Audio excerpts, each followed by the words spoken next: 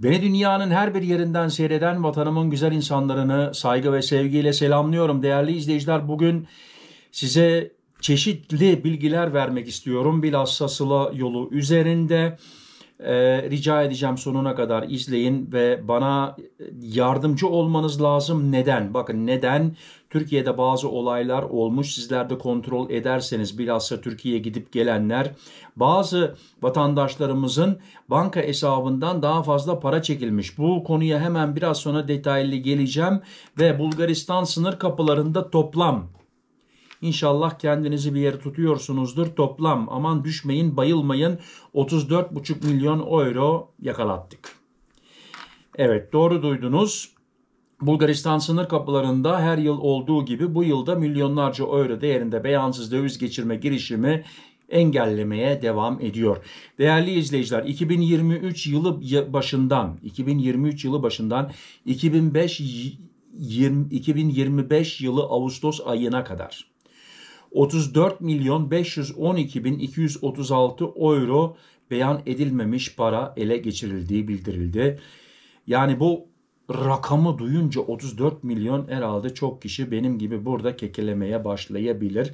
Daha halen de aklım ermiyor değerli izleyiciler ve akıllanmıyoruz. O kadar söylüyorum, videolarını yapıyorum tekrar. 34 milyon 512 bin 236 euro. Değerli izleyiciler, şimdi gelelim öbür konuya, hiç fazla vaktinizi almayacağım. Bu 34 milyon var ya, bunlar artık yüzde kaçıdır bilmiyorum, daha fazla gidiyor. Herhalde daha fazla gidiyor. Tabii ki hepsini yakalayamıyorlar ama çoğunu yakalıyorlar. Onlar onun okulunu okumuş ama bunu biliyorsunuz, kaç defa videolarda söyledim. Değerli izleyiciler, bana destek olmanız lazım. Bana yardımcı olmanız lazım. Bir hata var. Birkaç abonemden bana şöyle bir bilgi geldi. Çanakkale Köprüsü'nden geçtikten sonra ödemelerini kredi kartı ile yapmışlar ve kredi kartı bazılarında 2 misli çekiyor köprünün ücretini, bazılarında 3 kere. Yani aynı anda size misal diyorum 20 euro çekeceğine ya 40 euro ya 60 euro yükleniyor. Orada da tabii ki yol heyecanı var. Dikkat etmiyorlar, bakmıyorlar, görmüyorlar. Eve gelince banka hesabını kontrol ediyorlar ve daha fazla paranın çekildiğini görüyorlar ve telefon ediyorlar. Yalnız telefonu alan kişi diyor ki biz diyor o işe bakmıyoruz, biz görevli değiliz, bizi ilgilendirmiyor. Onlara başka bir telefon numarası veriyorlar değerli izleyiciler. O telefonu da arıyorlar gece gündüz yani günün 24 saatini, haftanın 7 gününü orada kimse telefonu almıyor. Şimdi sizin de başınıza böyle bir şey geldi mi? Lütfen, ben şahsen bunu duyunca, okuyunca hemen koştura koştura eve geldim ve bankadan geliş tarihimde Çanakkale'den geçmiştim. Giderken de geçmiştim. Hem gidiş hem dönüş tarihimden ben kontrol ettim. Benden fazla çekilmemiş. Kimsenin günahını almak istemiyorum. Sizden şimdi ricam, mümkün mü? Elinizden gelirse bana bunu kontrol eder misiniz? Bana bir bilgi yapar mısınız? Sizden daha fazla mı kesildi? Yok veyahut da kardeşim biz de geçtik ama bizden normal kesilmiş de yazarsanız bizler de öğrenmiş oluruz ve yorumlarda da bütün insanlarımız görmüş olur. Yani inşallah bir yanlışlık yapmıyoruz burada. Bana bu bilgi geldi. Tabii ki bana bildirenlerin adı da soy ismi de var, ismi de var. Tabii ki.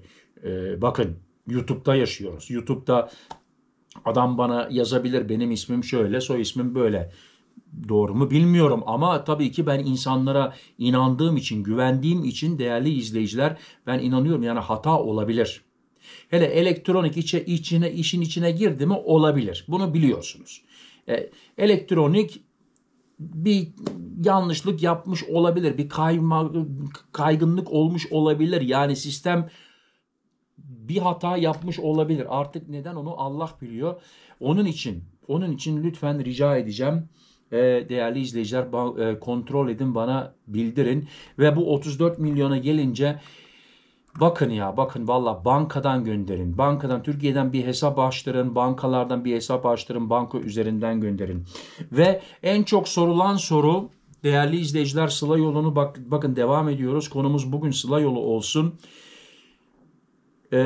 Çeşit türlü vatandaşlarımız, Avrupa'da yaşayan vatandaşlarımız çeşit türlü aletlerde götürüyor.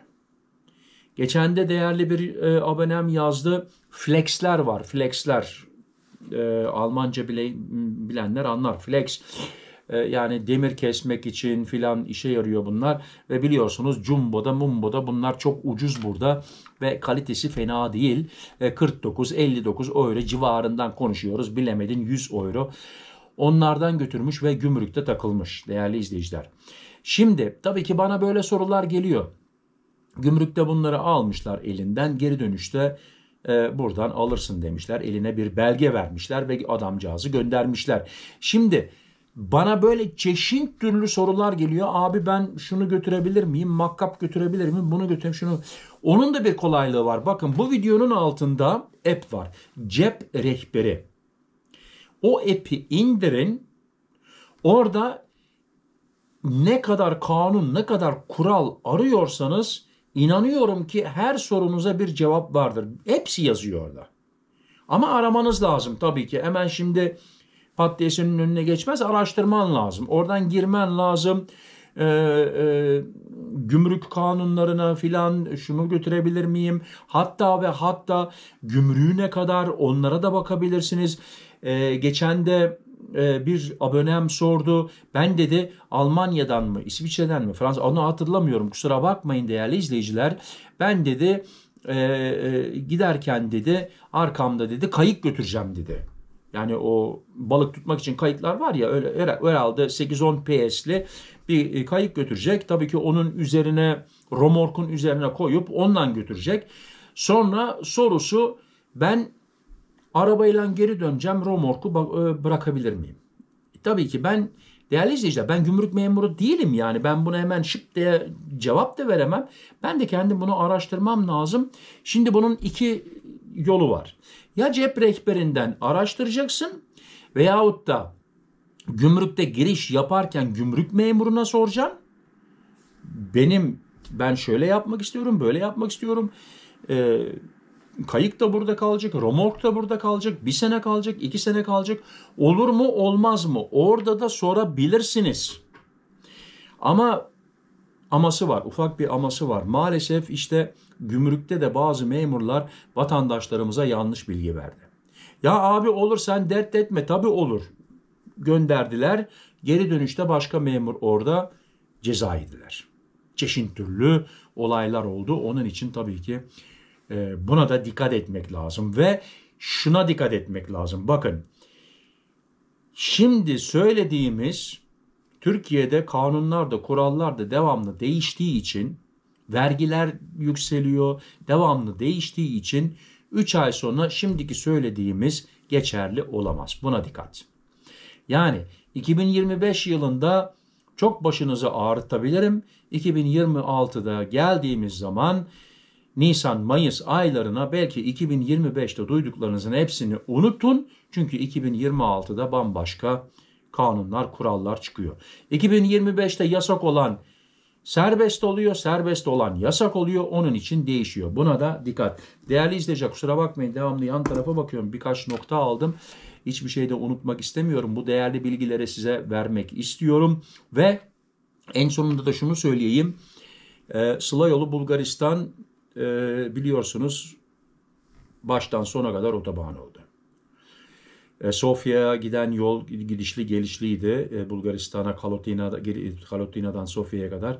Değerli izleyiciler, baştan sona kadar orada da şimdi otoban oldu ve giden gelen arkadaşlarım var, tanıdıklarım var.